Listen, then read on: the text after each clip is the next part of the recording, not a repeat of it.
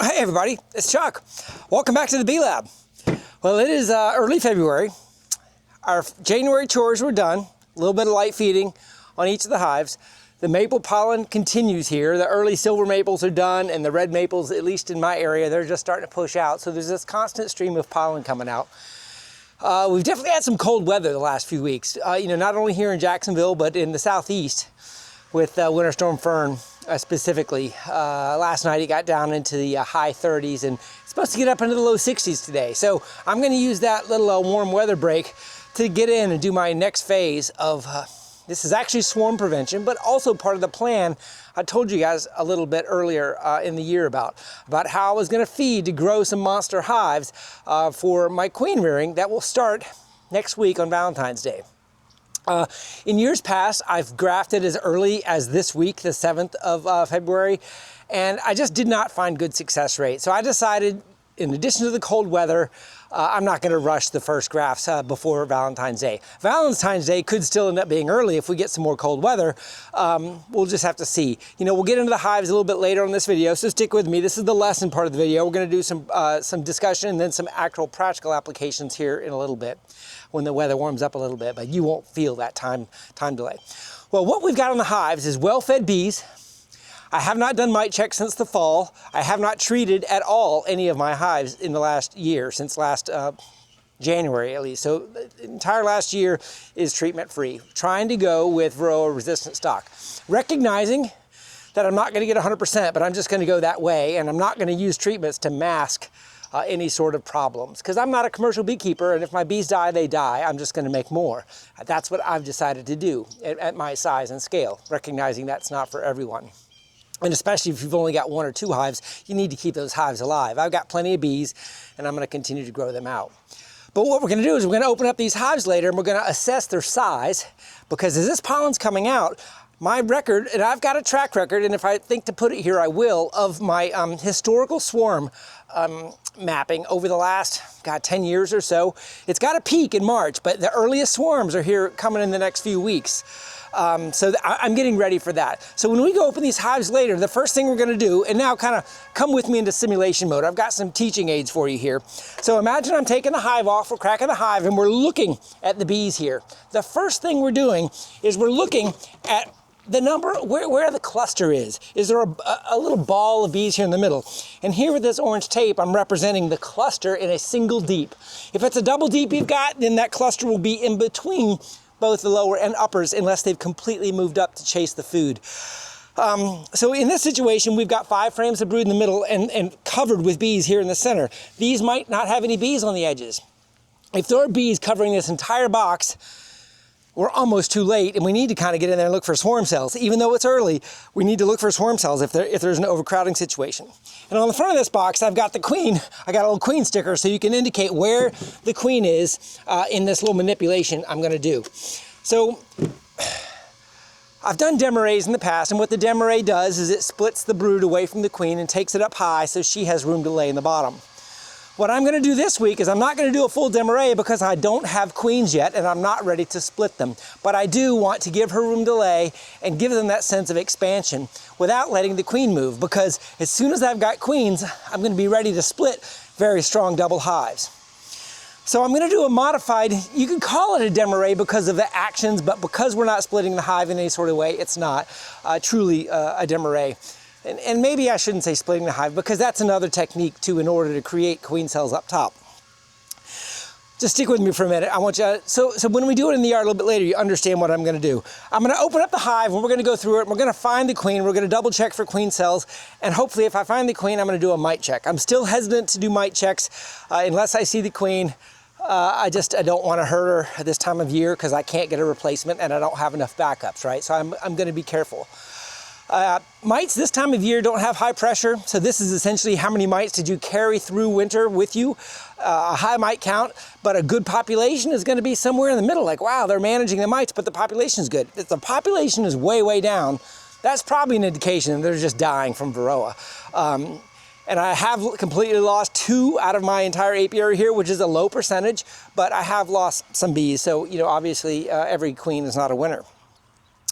But what we're gonna do is we're gonna go through and we're gonna inspect the hive, and we're gonna say we find the queen, okay?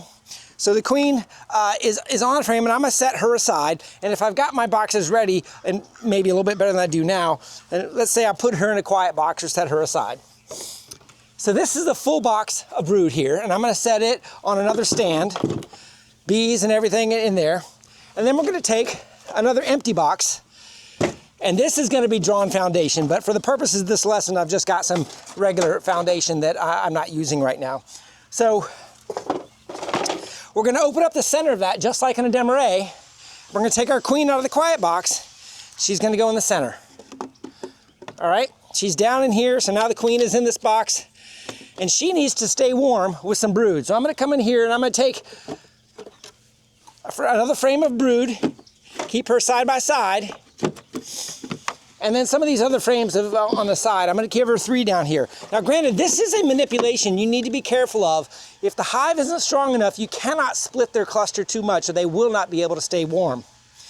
So I'm gonna, for the purpose of this, I'm gonna say I felt like 3 was strong enough, and this has still got a lot of bees on the top. I'm gonna fill this up with my drawn comb or foundation, if that's all you've got. All right. And today, I'm gonna use a queen excluder. So now the queen is in the bottom box, and we're gonna come back up and put the rest of the bees up top to keep this chimney of brood on the bottom and brood on the top up. Because of the hatching brood that's gonna be up top here, they're gonna come up here and continue to cover this brood, and the queen down below is gonna have plenty of laying room on the drawn comb.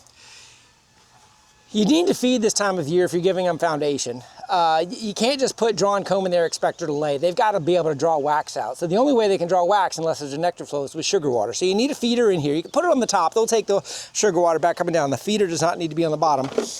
And then we'll just fill out the outside edge here with these frames to let them continue to draw this out or build it out with food and pollen. Because up here now are going to be hatching brood that do not have a queen, so the open cells will start to open up. Now you're starting to follow me here a little bit. Open cells, more room to lay. I can move it back down if I want. And then we're gonna put the lid on top. And this will be what I'm doing mostly today, later on today. Once I get queens, that queen excluder is probably gonna come out. What I'm gonna do is, because I know where the queen is, I'm probably gonna go ahead and take the queen and put her on top. But I'm gonna put her on top of a double screen board. And that's what this is. Double screen board, they can't touch each other. It's got an entrance. So I'm gonna go ahead and just kind of walk through this fast with you. So this is the hive on the bottom that does not have a queen. I would put a queen cell or a virgin if I purchase one that needs to mate on the bottom. And now the queen is up top. And now they are queenless on the bottom when I get grafted queens. But I've still got a hive up here with the queen that's laying, so if one of them doesn't mate, if she doesn't mate on the bottom, I could recombine them or add another queen. But they're sharing the heat right now through that double screen board. It's what you have to do this time of year, but you're forcing the manipulations. So the queen excluder is what I'm doing today because I want the workers to be able to go back and forth and stay as one hive. I don't want them generating queen cells yet, but I'm gonna keep the queen on the bottom. But when I do my Demarays, I put the queen on the top. And the reason is the lesson I learned last year. Last year I put my new cells on the top and I switched my entrance around to the back, and that entrance doesn't have a great open side. It kind of goes into a hedge, and what I think happened is some of those virgins never found their way back because of the awkward space of the entrance.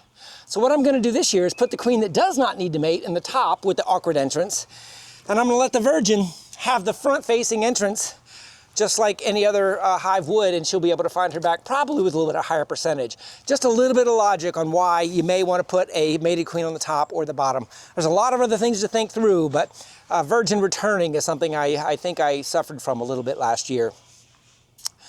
I'm probably going to make up some more sugar water just so I've got some sugar in case some of them are weak and need to be fed. I have a hunch most of my hives are going to be strong. But hey, I haven't really, I've just cracked the lids and seen how many bees are in there. I haven't really pulled them any, so I don't know what to expect down below with brood, pattern, queens, laying, drones, and all that sort of stuff, which we'll talk about in the video. I'm not going to drag you with me for the whole site day because it'll be a long video. We'll try to get a good 15 or 20 minutes in the apiary for you to follow me through on a couple hives and see if we have any actual lessons learned while we're out there. So anyway, stick with me. We're going to be in the apiary next. All right, everybody, we're out in the apiary. I think I've got everything set up. We're just gonna start here on hive number 1 and kind of go to the left and maybe check one down there that I know is pretty weak, just to show you how that looks.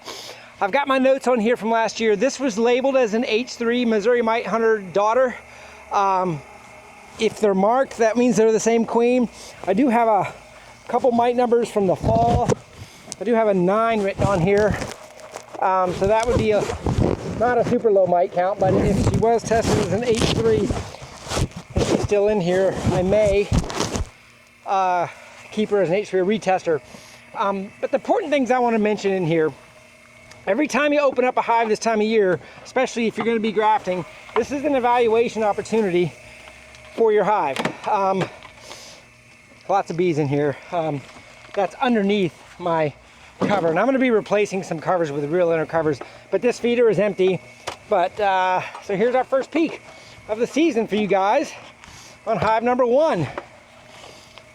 There you go. Wow, healthy bees is what I would say there. I got a lot of bees on this feeder that are just going to need to find their way home. See if I can drop them and get them to fly a little bit. I would say very calm. Great news. So now where we are is going through the hive, looking for brood, taking off an edge frame. Usually this drone comb frame is the one I do on the edge here.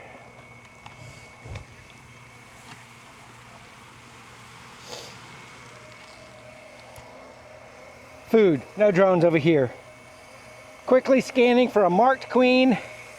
I go back and look a little slower for unmarked queens a little bit later, but this is good. So they've got food in here.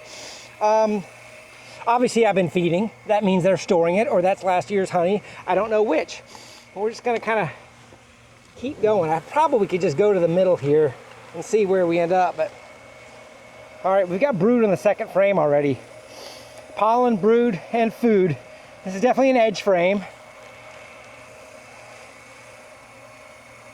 But if, you know, this looks like it's gonna be a 7 or 8 brood frame hive. So now that I know we got brood, I might jump over a couple of frames.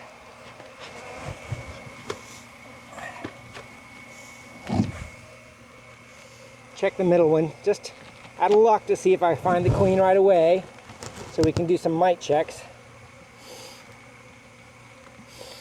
I have moved my brood minder temperature sensors into 3D printed cases. Those darn plastic things never work, so I 3D printed some cases. That's what that is. Brood minder, temperature sensor. Center frame, early February. This is good news is I haven't seen a swarm cell yet, but there's so much brood in here, they are going to be booming. Now there definitely is drone comb in here. See this drone comb? That's good. Now I don't see drones walking around, which is also another indicator that it's not time to graft. If you don't even have any drones running around, you need to have some purple-eyed drones in the caps and a bunch of it, or some of them walking around. Pollen here, God, they've got a lot of food. This hive is healthy. Now this doesn't have any brood on it, so it'll be interesting to see if that was the end of the brood nest. Nectar, this could be some of the sugar water or what they're collecting. They've got plenty of food. I'm gonna see if the brood nest keeps going over here, or if that was the edge of the brood nest and they're just shifted over.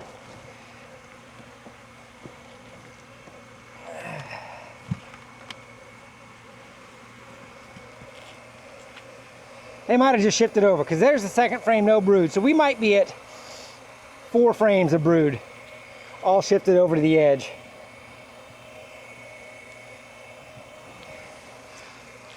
So we can just rebalance it to put them in the center, right? So I'm gonna set this stuff over here. I'm just gonna go all the way to the end and see what we look like on the second to last frame. Should be just food, which means we're just gonna rebalance it.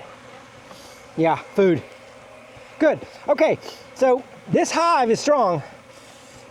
Got to keep the warmth together. I need to find the queen. She must have been on that frame I skipped. 2 frames I skipped, right?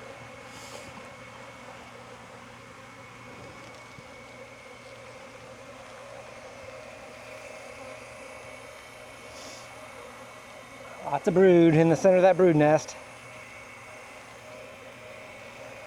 this foundation is not straight. It's kind of concave on one side, convex on the other. She hadn't jumped out at me. Definitely evidence of eggs and larvae though.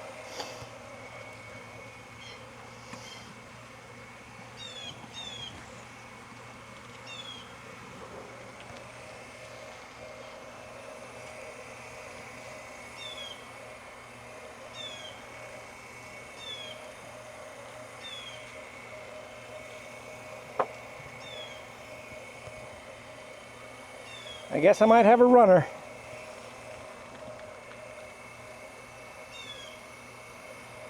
Or I just don't see her. Or she's unmarked and there's a superseded queen and I'm just going too fast. Any of the above are possible.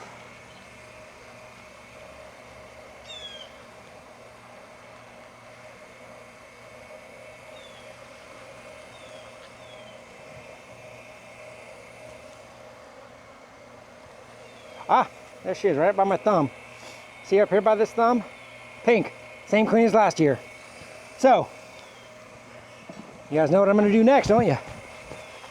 I cage my queens if I can, very safely, while I do my checks and manipulate the hive, because it allows me to speed up just a little bit.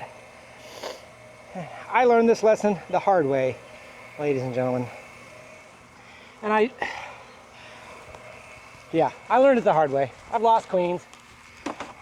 Haven't we all? Okay, so now for a mite check.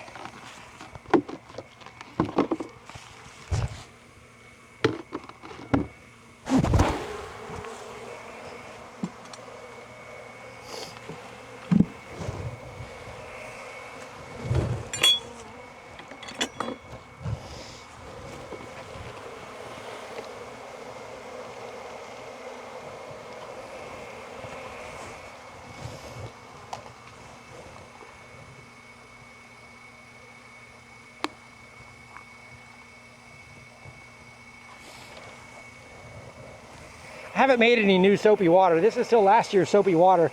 It's kind of gunky. I don't use alcohol. I even need to add a little bit more in there. I just make it in a jug like this.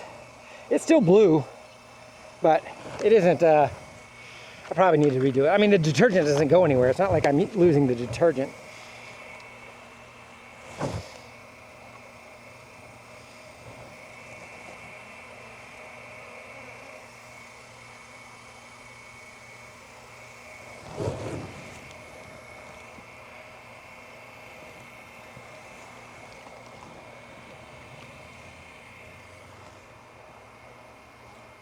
One, two, three, 4, 5, 6, 7 is what I've got on a quick glance. We'll let that settle out. 7 is less than I had last year.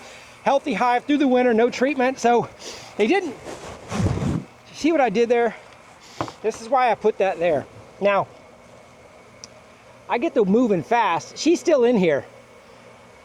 See, ladies and gents, I'm going to show you what I did if you didn't notice it. So I did the wash. I had my queen there, and then I set my bucket here.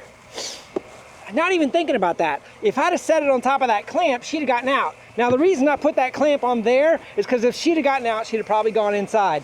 If I've set things on over here before and she was sitting here, then she's running around the hive. So the reason I set my cage queen on the hive is for exactly what I almost just did, where I set something on top of the hive, and she's still in there, and I get distracted.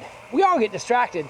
But that's the reason I set it there, is because if I bump it or if she gets out, she's going to go right back down in there, and at least I know where she is. The times I've lost queens are when I've had them over here and then moved them, and then anyway, you got the picture. Okay, so what are we going to do on this one?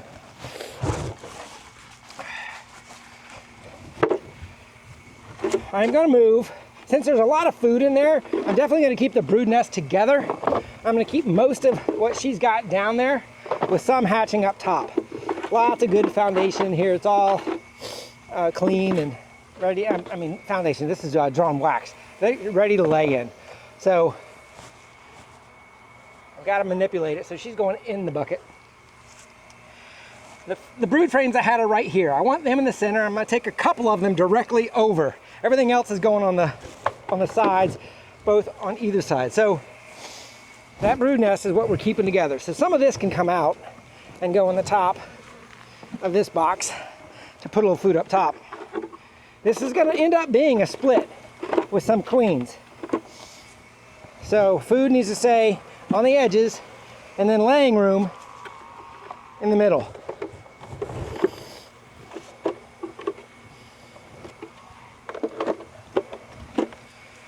So I'm not going to put that much brood up top. I'm going to go 2 and 2. These are going on the top. 2 frames of brood. Brood on the sides.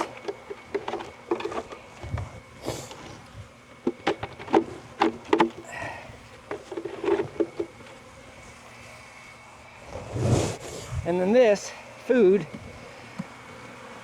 is good. This is pollen. That's good. Now we're going to put some ready to lay right next to that brood. Right next to that brood.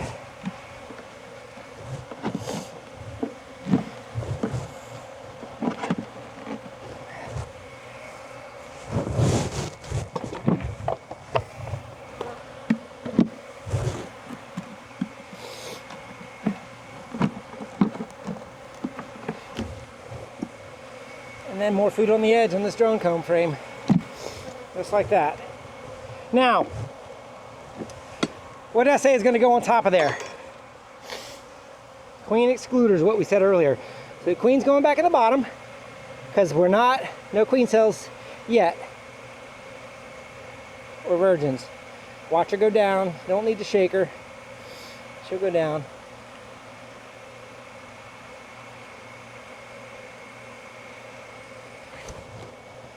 Going down, mama. You can't fly. Whew. She's not wanting, she didn't dive down like they all do. There she goes. She was kind of fluttery. Almost like if she was a virgin, she'd be gone. A little fluttery. Queen excluder. So this hive is going to be safe and sound. No queen. Brood above in the chimney. Staying warm together. Lots of room to expand down here. And then I can manipulate them later. Now, I don't have a feeder up here. I think that's what I need to add up here though, because I'm not going to go back with the double feeders, the box feeder. So feeder up top, 1.5 gallon feeder, and then scoot it over so it's not. Sometimes you need a follower board with these 8 frames, but if you spread them out, that's okay. All right. My new winter covers I made.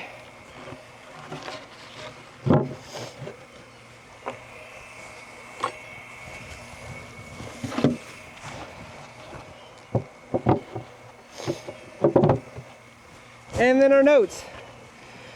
What are we, the, gosh, gotta look at my phone. February 7th, 6th, 6th, 2-6. 2-6. I saw the pink queen. And we had, let's count our mites.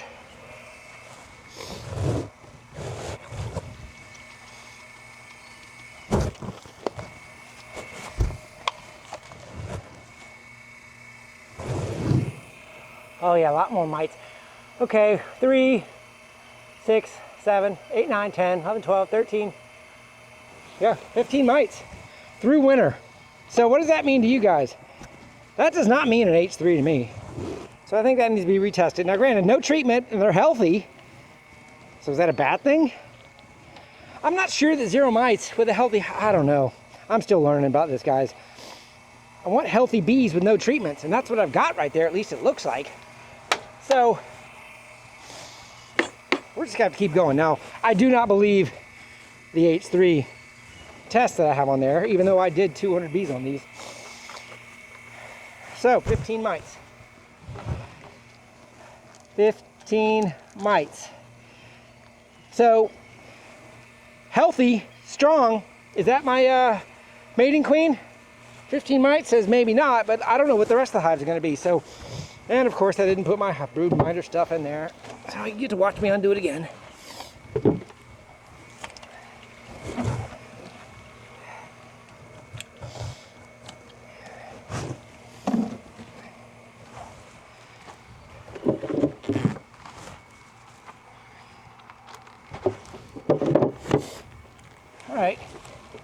One down. Want to do one more? How many you got left in you? Maybe I'll move this in front of you so you can watch that way.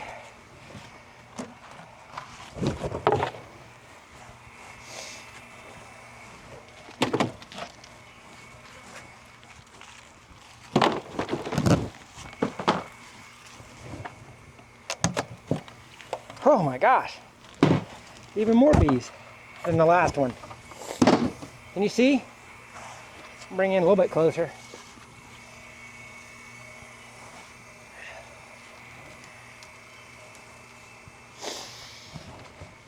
A lot of bees. I don't even know where to start there. I guess I need to just do the same thing. This feels 10% stronger.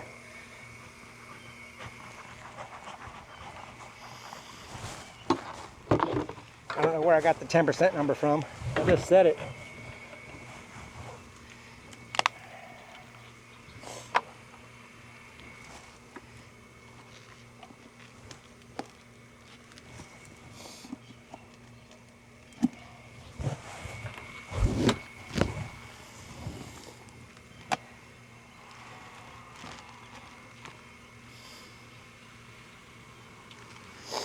Food on the ends. Food, food, food. No brood. No initial queen.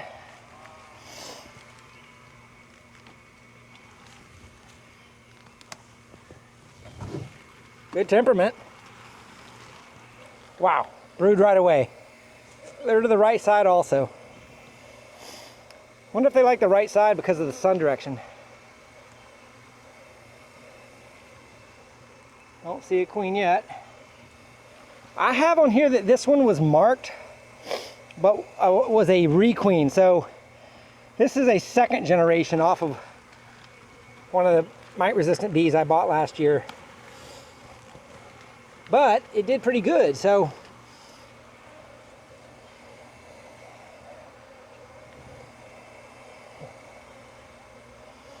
brood patterns are good. Some of these occasional spotted brood patterns also could be an indication of hygienic mite behavior.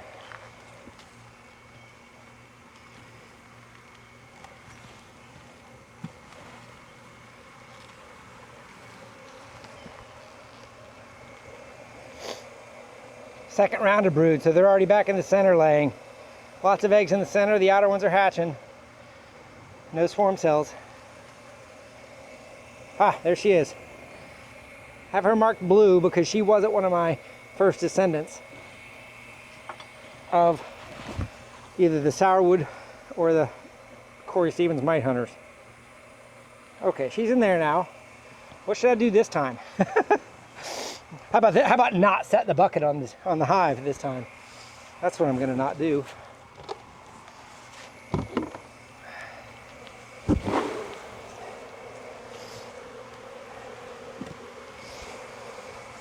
All right.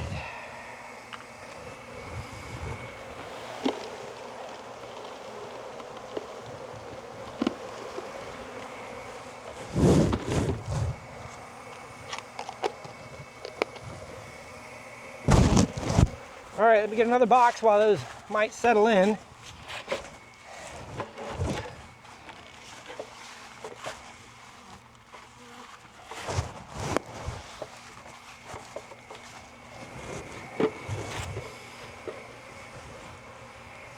Give them a swirl.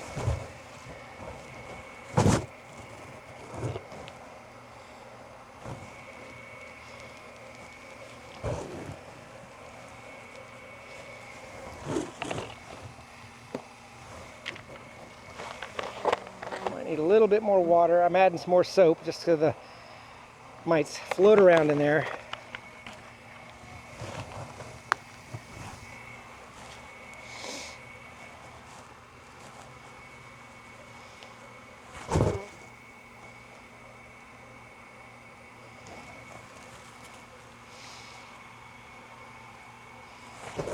All right, we're gonna let that set. I saw some mites, so they're definitely in there. But they're treatment-free mites, meaning like the bees did what they were going to do and they got to this strength through a Florida winter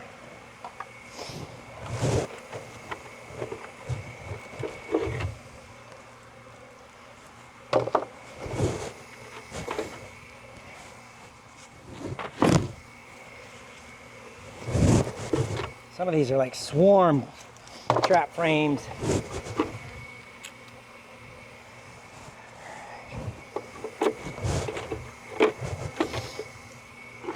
Yeah, I need more drawn comb.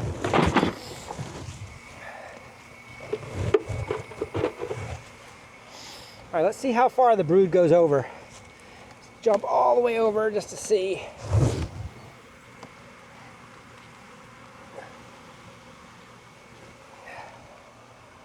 Looks like food.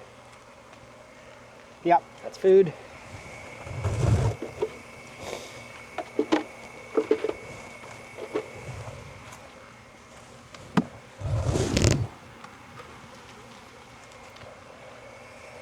Fresh drawn wax and food. Looks good there.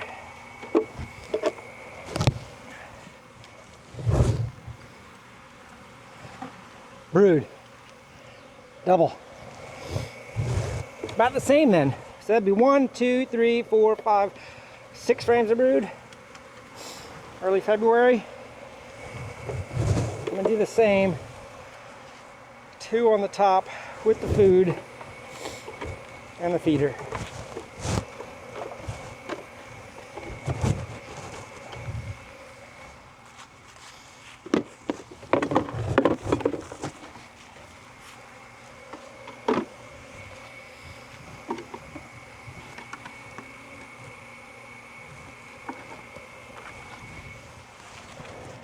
Let's move these over.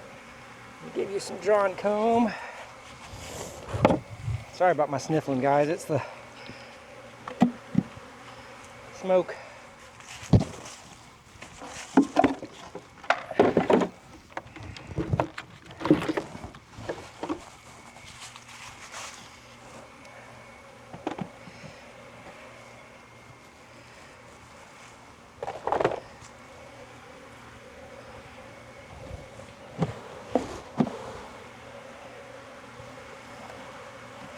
Brood, brood.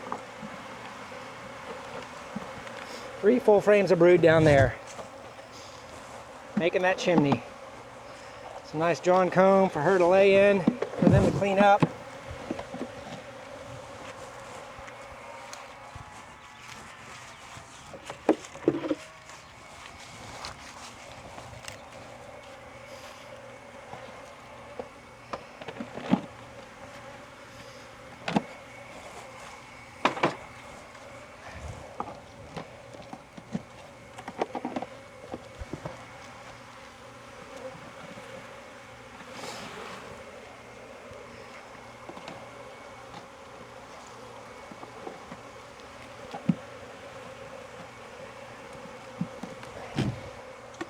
All right, we are back together.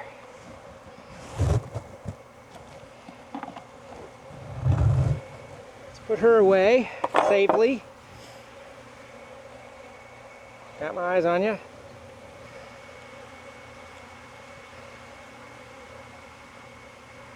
She's down.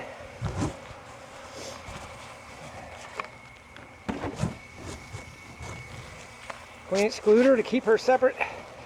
Let some of that open stuff open up. Force them to make her lay down there.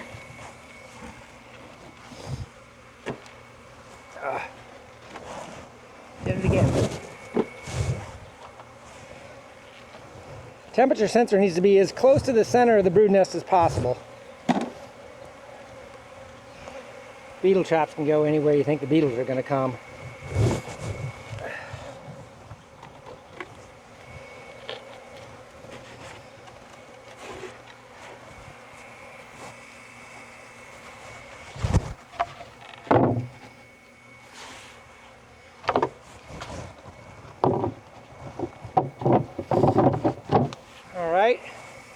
Moment of truth on this.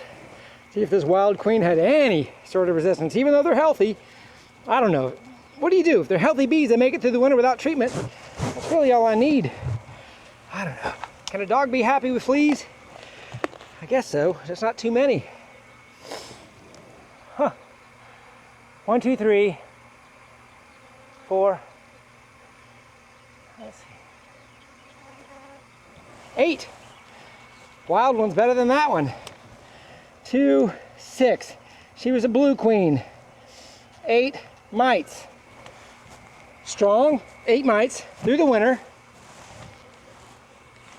And I would say that's a better candidate than the last one. What do you think? All right, so those were 2 strong ones. We've already taken a little bit of time. I'm gonna take you over to one that I peeked in a few weeks ago to show you what a weak one might look like. This one right here wasn't so strong.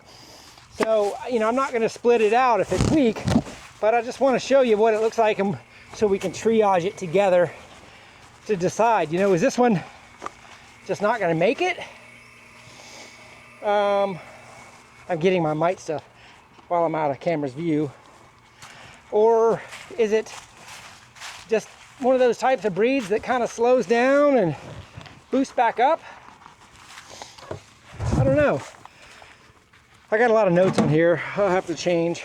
Let's see how they look. First glance. See what I mean? See the difference? That's what I wanted you to see on this video. Many of your hives up north may look like this, and that's okay. I'm just suspect when you see 2 hives like that and one like this. You know, sometimes beekeepers ask me, I just want to get 1 hive to start. And the reason I never say 1 hive is because you got nothing to compare against. If I had 2 hives only and one of them was like this and one of them was like that, I would be like, huh, something's different here. If I only had 1 hive, I would know no different, and this was all I got. So this is a weak hive. This is not one I'm going to propagate from, meaning like this is not a queen. I'm going to check that there's brood in here though, because if there's no brood, and it's just, there's got to be brood. They made it all the way through winter, unless she just recently died. I've been feeding them just like the other ones, so it's not a matter of food.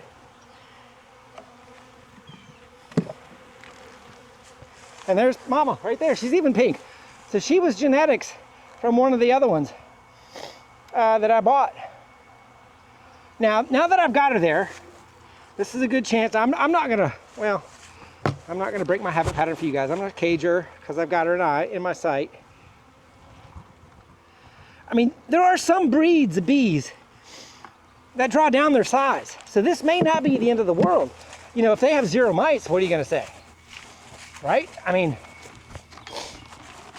it's kind of like, maybe they're okay. I mean, obviously a 300 count of bees is a 300 count of bees, no matter how strong the hive is. So make sure I cleaned out all my mites. Sometimes I leave my mites in there. Yeah, I left my mites in there. Who else has done that before?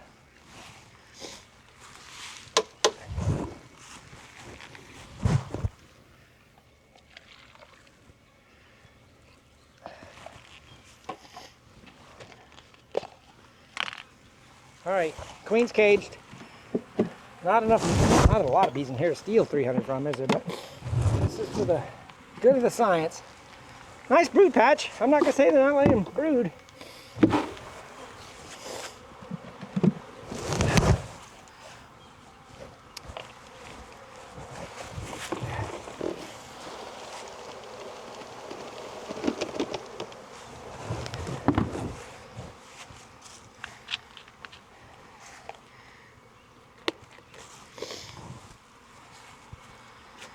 So because I don't have queens, I will pinch that queen when I get a new one. If this can stay alive and I can boost it up, great, or combine it or whatever. So I'm not gonna kill her even if she's got high mites. It's a colony that came through winter. They just shrunk down. This mite check will be my last hurrah of how she is compared to the other 2. Obviously I need more data with all the hives, but we'll see.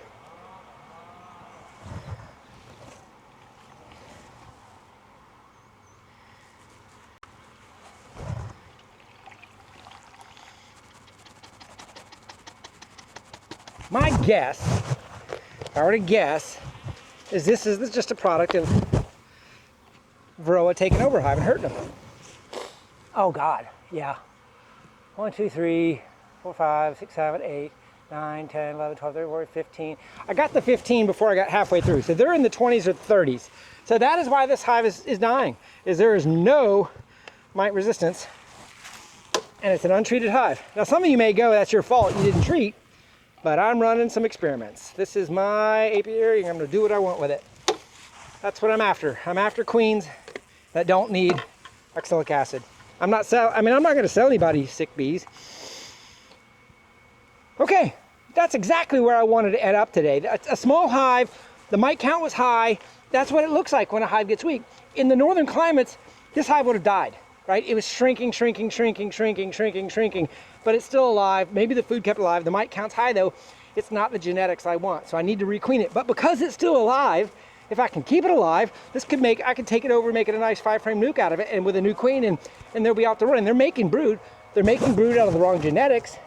I need a new queen to start laying eggs, right, to change the genetics.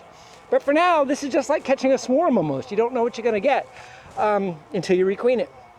So she's going back in here, but she's getting marked for doomsday. And I'm not gonna be as careful with her because I'm really not worried about it as much. She is in there. I shook her down, didn't treat her quite as gently. Yeah, I don't know. What'd you guys think about this? You guys, I don't know if I'm gonna change formats this year. I'm gonna kind of just keep talking to you while I'm doing my stuff. And if you wanna stick around and do it with me, you're more than welcome to. I love having you guys along. But anyway, that's what we're gonna do today. I'm gonna finish this up. You got the gist of it. We'll try to keep the video with this length. Have a great day, everybody. We'll see you soon. It's bee season.